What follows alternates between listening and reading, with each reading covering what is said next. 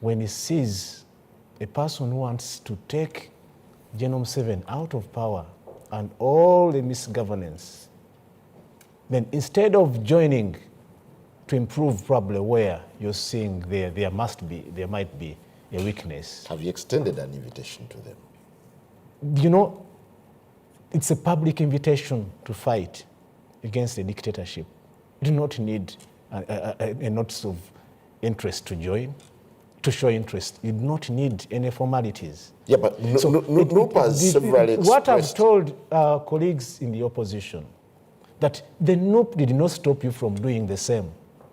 And if you're telling us that by NUP not having done the same, when you've not attempted to do what NUP has not done, and then you point fingers at NUP, even at the little, for example. Yeah, but you've carried the tag of leading opposition. Then ordinarily would expect you to do certain things. If what is being spoken of by other colleagues in the forces of change is what would make an opposition, then why not make that so that you challenge me to the position?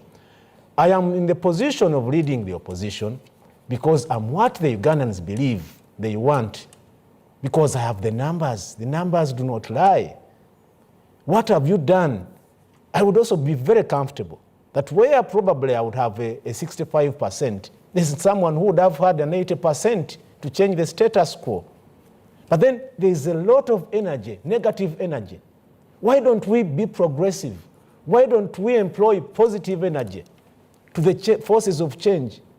And the Ugandan in Mulimira, that is what they want. That unity.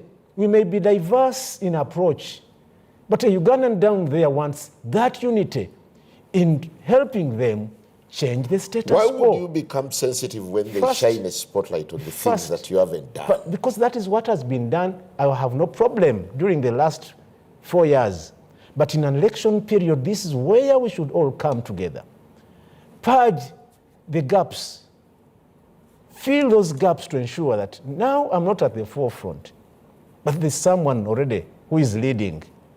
You join hands and change the status quo. A few things, especially the issues of an infrastructure of a political party, on whether you can be a better party than NUP, can come after. But we are in an election year. I'll have to answer two things which have been specific. On one hand, you ask me whether the NUP can account for public funds. And I'm saying that is a positive. The Ugandans now know you can trust the NUP with money from the state out of what it has built. Both the infrastructure and the structures of the party. And after answering that, you tell me to a person in Mulimira, it's not about the beautiful buildings. First it was, what have you done? I've put on table what I've done. Then that is not about what you've done. Then there I get You're not convinced. Confused. Then again, I'll also dispel the issue of an umbrella, having been the slogan. The slogan of the party and the election is a new Uganda. And it emanates that there is a group, a very large group, which was neglected in the past. And that's the youth. You cannot underestimate the capacity of the youth to change. But the issue was, would you then use the youth to change through violence? Because the youth, like the president, like General Museveni used them before, was to ensure that the Kadogos are in the bush. Would you feel the same way? I don't believe now a Uganda which thinks, you could not be surprised on natural causes that you may not have a president of this country due to age. If anyone said we do not have a president in this country for natural causes, even now or tomorrow, no one would be surprised. Would you want to deploy a youthful force through violence to change a person who is more or less finished? Or would you use those numbers purposefully? So I think it's a different strategy that the NUP is using. We think we can rally the young people. Okay. Does NUP believe in elections? An election, that's why we're in an election. If we did not believe in elections... Yeah, but your principal said some time back that it would be foolhardy of anyone to get into an election organized by President Museveni. Yeah, I've seen that clip before. But let me tell you, an election is not about the Honorable Kyagulanyi. It is wrong for you to believe that it's about what Kyagulanyi says. Kyagulanyi may have an opinion. He's the rallying point for this election, isn't he? And that shows you how flexible a leader that he is. It's not about his opinion. He's a leader of an institution which can sit and change strategy. Tell him, whereas you have this opinion, you should buy into the other opinion. And having bought into a new opinion that we be, having believed in a collective, I think it is a plus. It's not a negative. Okay. You cannot be static in politics. Does it then suggest that Kyagulanyi got into this election begrudgingly?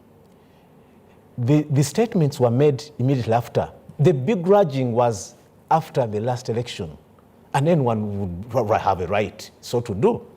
After all he went through in the other election cycle, you would understand his feelings at the time and the statements. But what prevails now? Probably the safeguards which may be in place now were not there in the past. Secondly, you had the Honorable Robert Kyagulanyi, who had not been in politics so much for so long, that now has been structured, because at the time there was no NUP to speak to. We have a party now which discusses matters.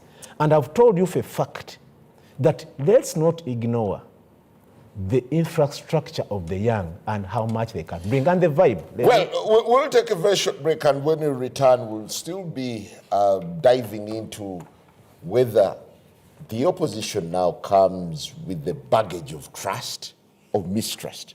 Good morning.